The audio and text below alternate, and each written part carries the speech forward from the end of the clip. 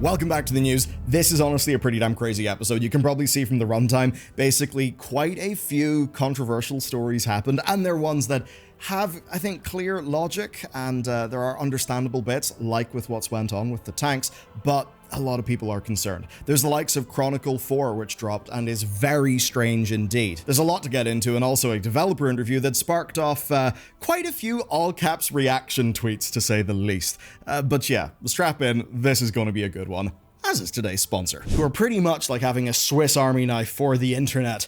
NordVPN.com/Bellular Warcraft. Now, of course, they nail the VPN basics. Servers around the world, blistering fast performance, and amazing privacy. But they also do more, and that's why my link getting 4 months for free with a 2-year plan is damn good. And also comes with a new perk, which is up to a 20 gigabyte Saley data voucher. You might wonder what that is. Don't worry, Saley is basically their new eSIM service that is terrific for saving you money when you're traveling, so it's absolutely something I'll be using. Now, take another Nord feature, Threat Protection Pro. It's not just the basic DNS filtering that a lot of other services do. It checks your downloads for malware, it blocks dangerous sites as well as ads and trackers, and it's active regardless of if your VPN is turned on or not. Of course, it will often be because they're damn useful. Be that, of course, for your basic security reasons or to exploit how the internet is global. Sites being locked in your region, that's not a problem. Content libraries being held across regions, that's also not a problem. But what's a big opportunity for me is price arbitrage. Simply put, changing regions to buy things. In so many places, like say car rental or airlines, they're using these complex algorithmic pricing models that can catch you out based on the region you're buying from. So that's a major way to save money. That's just a few of the benefits, like they've got dark web monitoring that lets you know if your details have appeared in a data breach, so that'll keep you safe. And you get all this in their apps that are super easy to use across all platforms. And NordVPN.com/Bellular Warcraft gets you 4 months free with a 2-year plan, plus up to a 20 gig data voucher for Saley, and it's all backed up by their 30-day money-back guarantee. The tank story I'm talking about today kicked off with this blue post, but in reality it actually kicked off ages ago. So you may have noticed in Dragonflight, the Blizzard kept on trying to scale up health bars, but not like increase healing, sort of in line with that. And the reason why is that healers were super powerful, and you might think that's a good thing. But if you're a healer, you actually don't want to be overpowered, because if you're overpowered, then Blizzard basically can only challenge you by absolutely annihilating people really quickly. And that turns healing gameplay into something that is just very reactionary, right? Very Twitch, which is certainly one form of gameplay, but it's not really what most people think that WoW healing should end up being. So that's a little bit of context, like there are some knock-on effects on DPSers from all of this as well. But to go to today's story, Blizzard dropped this blue post. They said that they are nerfing tank survivability and especially their self-healing, basically so that healers are going to be doing more healing.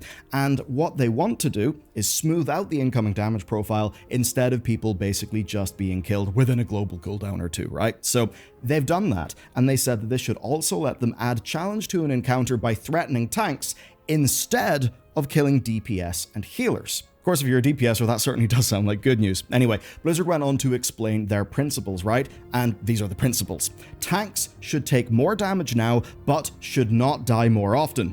Damage should be steady, not sudden. Tanks should have strong defensives, but less self-sustained healing.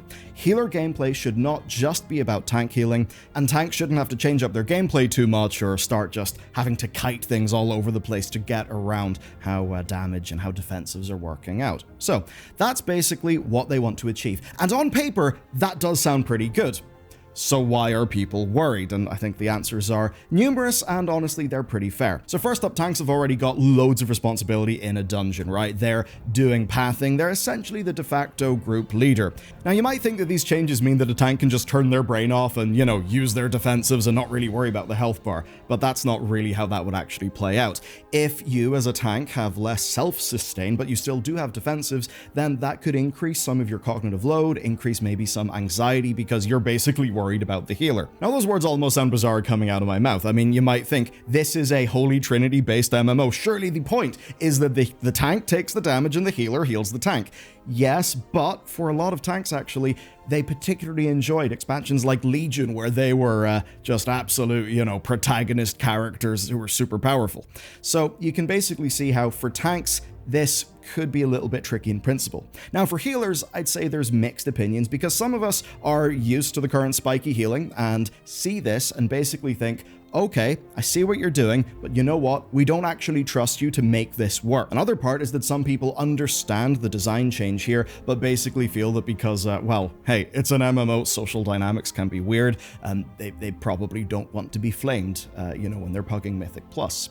Some healers, though, think that this is a good situation because what has happened is a arms race, right? An arms race between encounter design and between class design. That's basically meant that encounters hit us harder and harder. We have more and more tools to deal with that, but you just basically get to the point where everyone's armed to the tits and it's hyper lethal. And that ends up leading to a situation where part of the core healer fantasy that is essentially about planning, management, and mana efficiency, which used to be a very important part of healing, it basically means that those kind of take the back seat because everybody's using their fancy tools to get around the problem. And that then creates a problem between the skill ceiling and the skill floor, because more of the skill expression is not really in how you're using your bread and butter heals, it's about how well you coordinate all of your super powerful and cross-functional utility. That then means that your average group and then your absolutely amazing peak performance group, well, there could be quite a gap between them.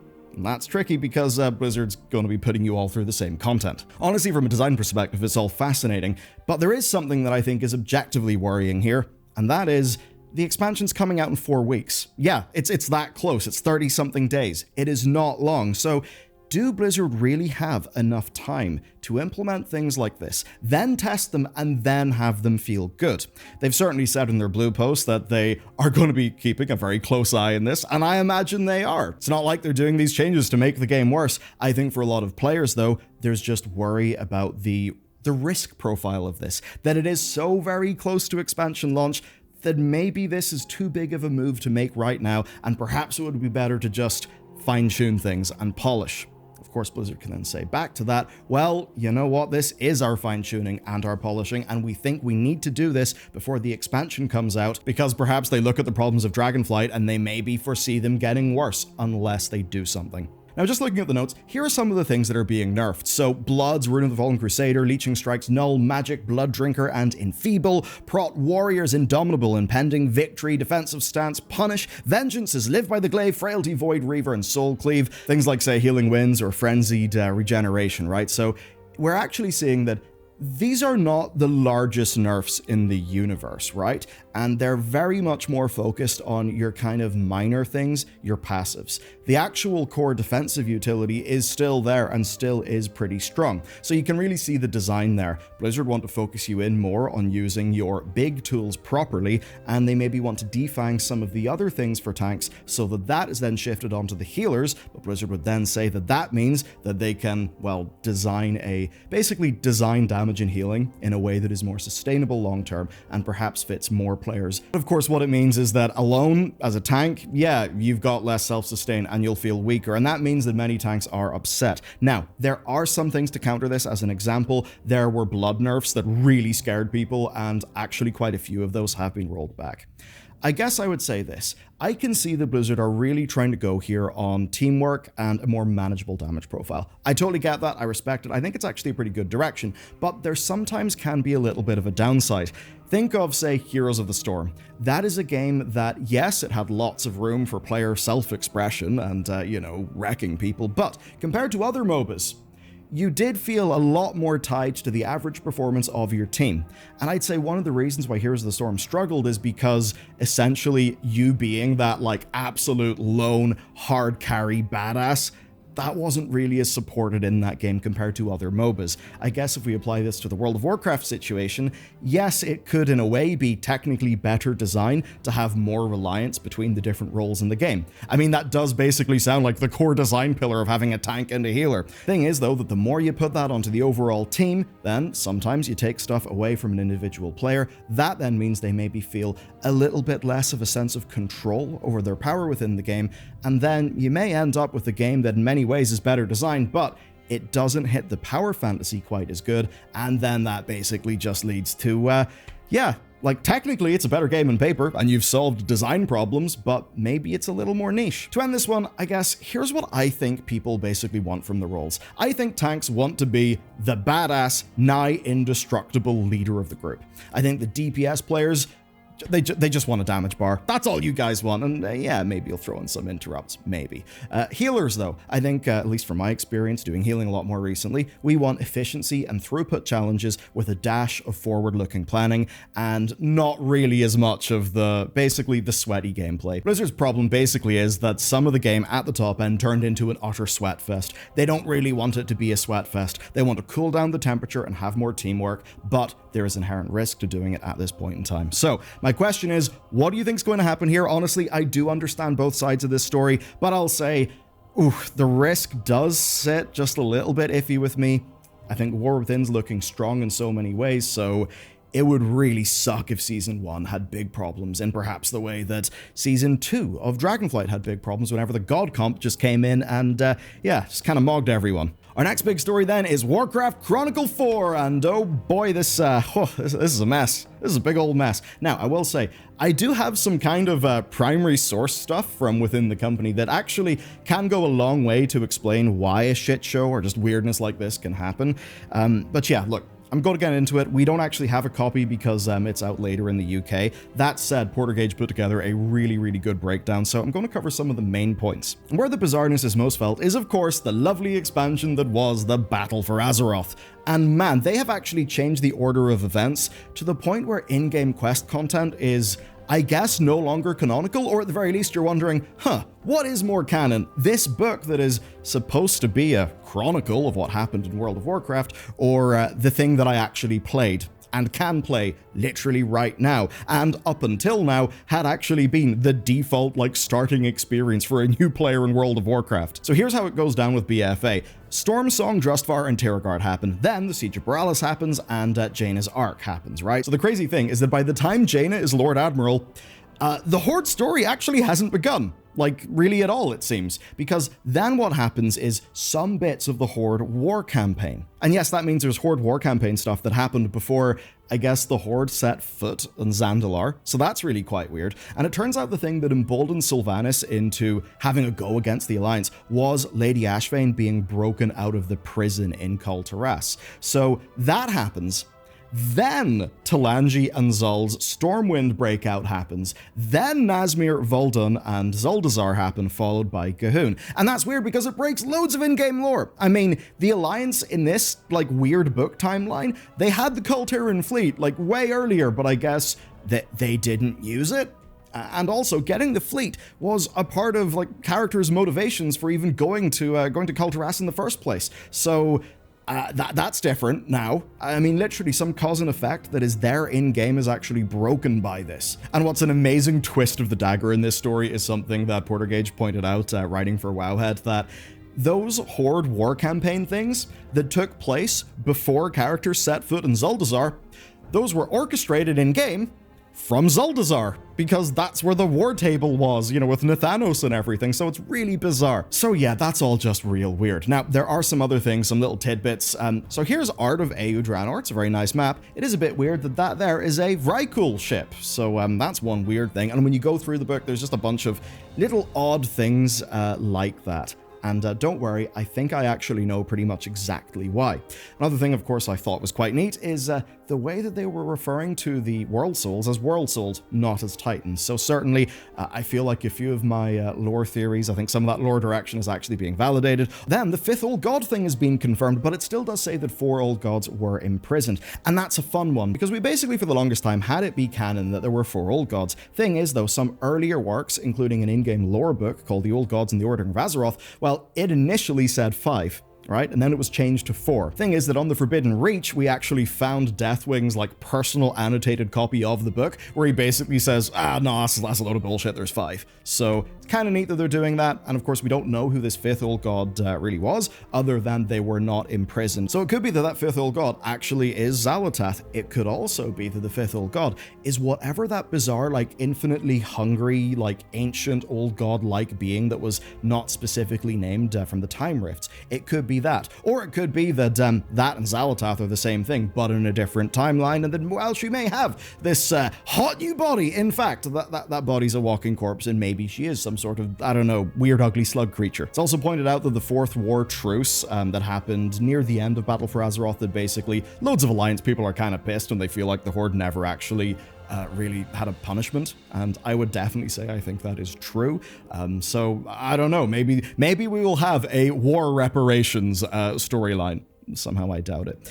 Now, I want to talk a little bit more broadly about this, because I've got a little bit of an understanding through some things, through people that I know and people who have spoken to people and stuff. I will just leave it at that, but basically, right? You know the way a while ago we found out that lore historians had been removed, right? That a whole bunch of them had lost their jobs, and that's actually cuts that included Christy Golden as well. Now, a whole bunch of people said, fantastic, the terrible morons are all gone, and now the WoW lore is going to be saved because Chris Metzen is back to fix it all.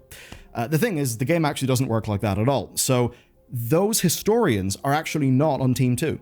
They're a part of a different department. They were assigned to WoW, yes, but they're a part of a different department that basically does Warcraft things and just creative things for all the Blizzard games, but that are not core Team 2 stuff. And a lot of what they would end up doing is basically proofreading. I mean, as an example, the Vrykul boat that appeared in the AU Draenor map, that's the kind of thing that those historians were actually paid to point out. And they would often say, look, a lot of the problems that we see the community have, we point out, but for whatever reason, be it budget, be it time, or be it just that the game developers don't think it's a particularly high priority, well, that stuff may just not get resolved. And so it's essentially the case that that team was already a little bit understaffed, because in addition to all of this proofreading stuff, they would be creating sort of lore Bible, style guides, things like that to help artists, anybody who's perhaps onboarded onto the Warcraft team actually be onboarded and, have like references for lore things. So they were understaffed. They were then gutted as a part of the Microsoft cuts.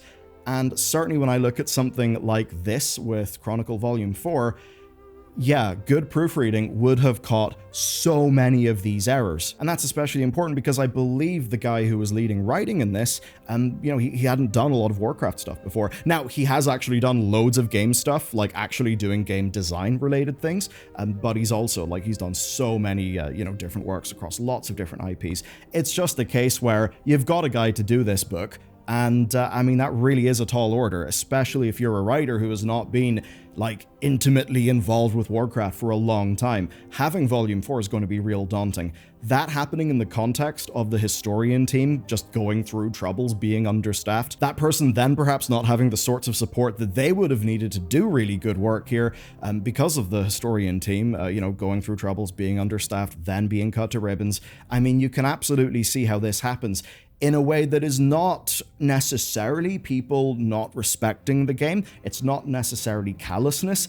It is, though, what I sort of call stupidity at scale. And that basically is that by default, the more people you add to your organization, the less intelligent your organization is when it comes to decision making.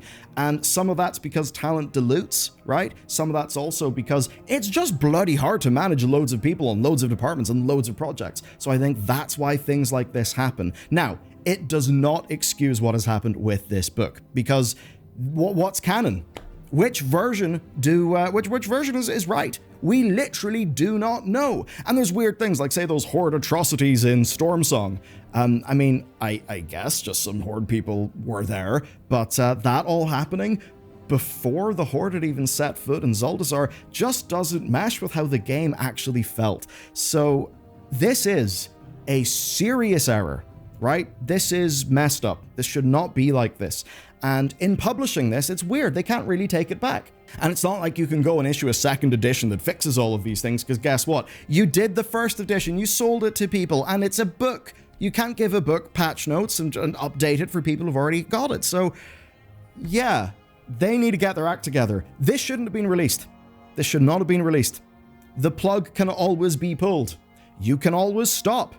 It's not like Chronicle is going to be making an amount of money that would, be anything more than a rounding error for a company like Blizzard. This is the sort of thing where I just do not see a financial excuse for allowing something that is this goddamn sloppy. And what I'm clear on here is it's not sloppy because people are stupid and have bad intentions. It's sloppy because likely the organization made itself stupid by how it organizes itself, and of course, changes that happened that were beyond the organization's control because Microsoft said, hey, remove 1,000 people. Sure, fine, whatever. Make the number smaller. So, yeah, That's why we can't have nice things. Okay, 2 dramas done, 1 more drama to go. And this is an interview. And it was an interview done with Taliesin and 2 of the more senior people from the World of Warcraft team. You know what? It was an interesting one. It does give you a little bit of a look into the sorts of decisions that get made and why. And I've got to be honest, that some people are really quite infuriated by this. And I am empathetic towards why they're frustrated. So the interview kicked off with Tali basically saying, I did the campaign and I'm level 75. Basically, what's up with that? And I think it was mostly Maria Hamilton who responded. She essentially said that what they've decided to do this time round is to actually have a slightly shorter core campaign. That's, the quests with the shield icon that people would often call MSQ because, the terminology from Final Fantasy. So that's actually shorter. And basically, they've designed that so that it's very much focused on the core beats that you need to see to actually understand what's going on. And then what they've done is they've put quite a bit more into the other quests, the sort of thing that you and me would call side quests, but now in-game they actually call them local stories. And to be honest with you, I think calling them local stories really does make sense because that's exactly what they do.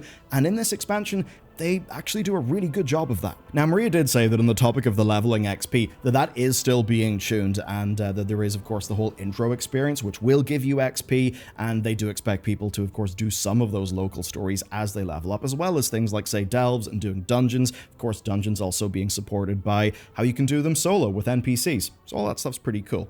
But the thing that really got people is basically, Maria pointed out that some people do not like story. They don't like story. And it seems the Blizzard's response to that feedback then is to kind of dial back a little on the required story content, but to be fair to them, then put a hell of a lot of depth and a lot of love into the local stories. Now, I get the point that she's trying to make, essentially striking a balance for like the majority of the player base, but then having loads of the extra side quests and stuff so that you can dive into that if you really, really love that sort of thing. I get that, but I do think that basically it's kind of ass backwards in terms of thinking, right?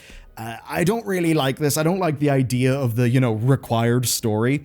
And I think that basically this all hinges on a fundamental misunderstanding of players. And I suppose they will probably say, okay, that's fine for you to say person on YouTube, but guess what? We have the data. We have people, we have exit surveys from the game. We have telemetry. We actually know what's going on in the game. You think you know what's going on in the game. So I completely get that that's what it's going to be like. Thing is, though, sometimes following the data will not lead you to the right place because that data, yes, it can be a result of player preferences, but it can also be a result of your weaknesses. And that's where I'd point out that lots of people who don't give a shit about story in WoW love it in other places. To go for an example that most people would know, take Preach, right? I mean, he called the Doomhammer Doombringer, most famously, and has not at all been into the Warcraft lore. Even though you go into Final Fantasy XIV, he loves that shit. You go into his gaming history, he loves lots of big RPGs full of story. Oh yeah, and there's also, it's a bit weird hearing people say that about story in something that is an MMO RPG. Now, my main point here is I think that them following the numbers has actually led them pretty much to the complete wrong place and complete wrong direction and likely wrong way of thinking about this entire issue. Because yeah, I get it, those numbers are real, and I can't argue with those numbers, and I'm sure there are very compelling numbers that would make you think, okay, we can't ram players through story because guess what? They don't like it. Here's the problem though. World of Warcraft's level up campaigns have been basically shit for a while. Now, I get it, some have been better than others, but over the last few years, compared to the rest of the industry, and certainly whenever, people decide to do a linear story, WoW gets absolutely goddamn walloped. Guess what? Nothing has went anywhere close, or has gone anywhere near as hard as Warlords of Draenor did, especially like the first 2/3 of it. You had the Warlords of Draenor intro, and I know loads of people are jaded because they've done that thing 25 times, but that wouldn't be a problem now because Blizzard do skips. Point is, though, that was pretty linear, it was tightly scripted, it was cinematic, it actually stood up there as a sort of thrilling narrative game experience. You then go into Frostfire Ridge, its big culmination with Ganar, all of the events, of Shadow Moon Valley. Those were goddamn incredible. That was a pretty tightly paced, linear narrative that was full of spectacle. Pretty good. Now here's the problem, Blizzard. After that, I think you guys basically forgot how to tell a story. Legion was a just, there's zones, whatever, complete them in any order you want, it doesn't matter, they're just MacGuffin hunts.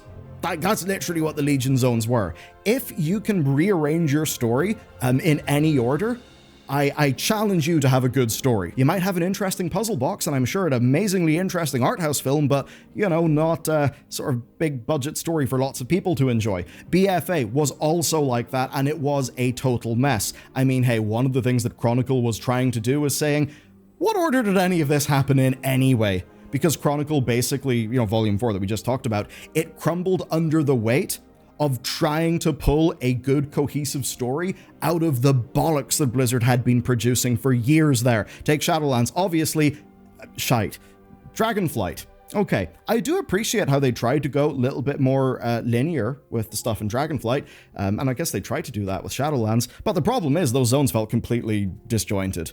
Like, that was not one story. That was 4 stories that are related. And while there were some neat moments, neat individual quests, and that one time that Alexstrasza actually did something in the expansion, do you know what there wasn't? Just like a big, you know, proper thing that felt like a campaign. You didn't finish the Dragonflight story, the level up story, and think, oh, wow, I finished the main storyline. Amazing. In the same way that, you know, people finish Endwalker or people finish Shadowbringers and think, oh my god, I've just had a religious experience. Because they were never even setting out to do that. At least in Warlords of Draenor, they were goddamn trying.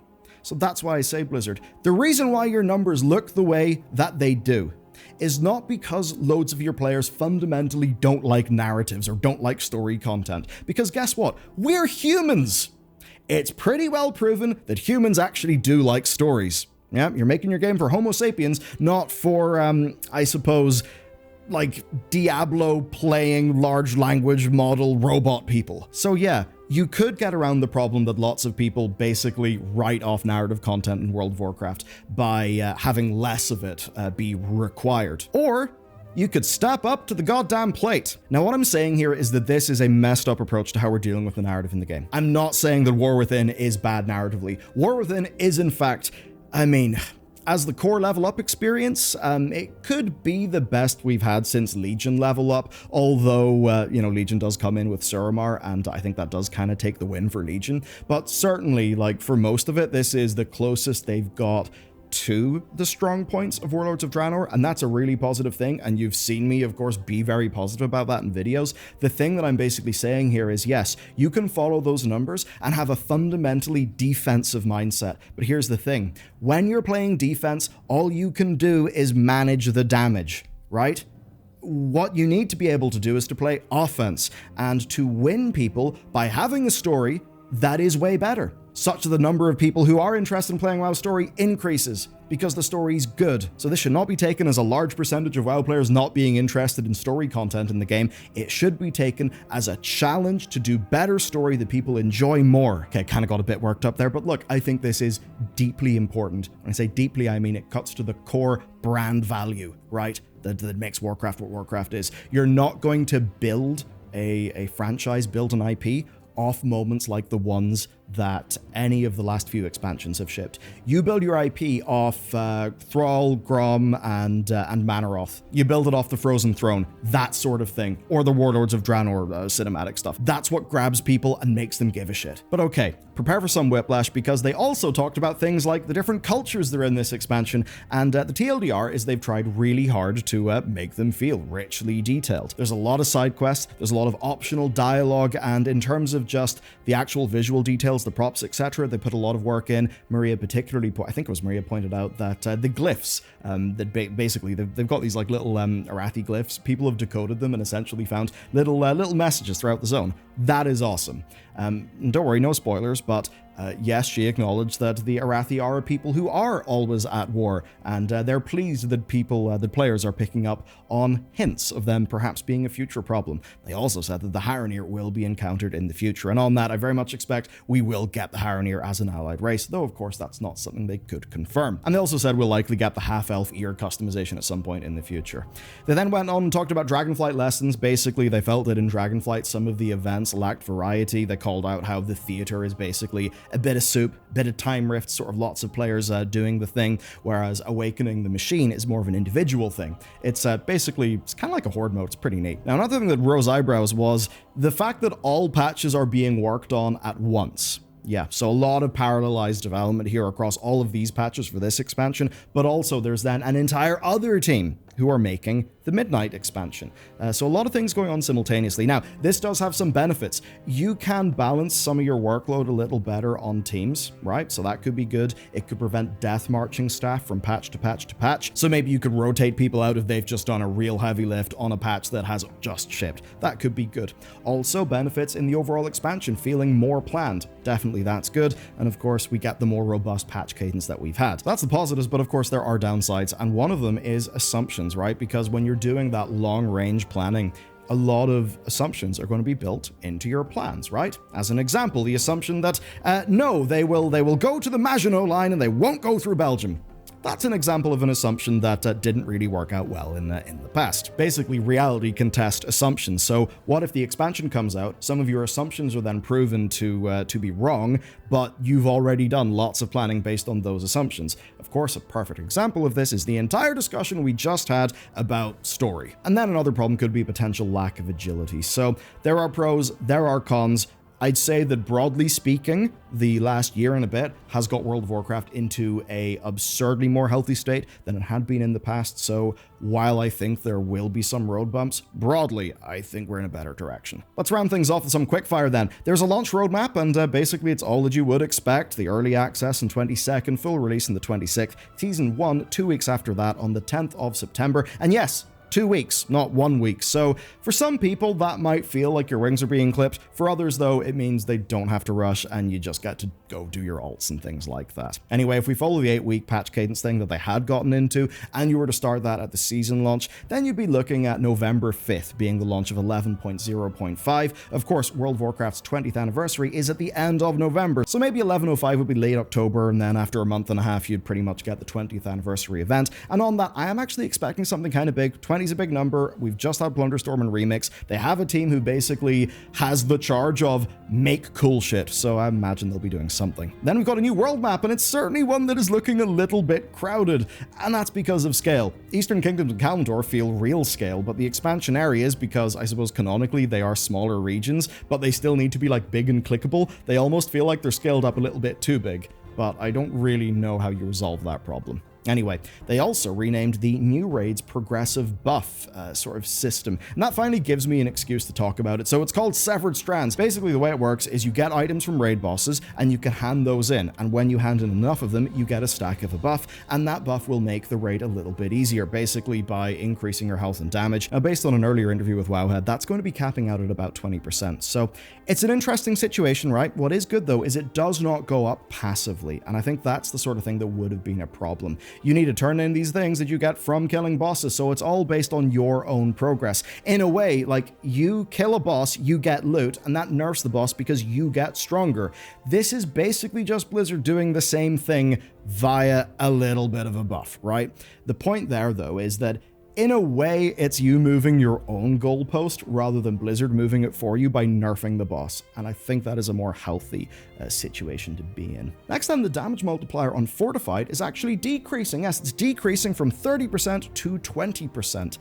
Of course, this is in the context of all of those tank changes, so maybe that can kind of tweak us onto the sorts of things that Blizzard want. Then 2 final bits of news where we've got the splash screens in for the expansion launch and for the season launch, and I really like for the season launch that the big thing that it's promoting is Zekfir. Now, Zekfir is the Mage Tower-like boss that is the 13th Delve.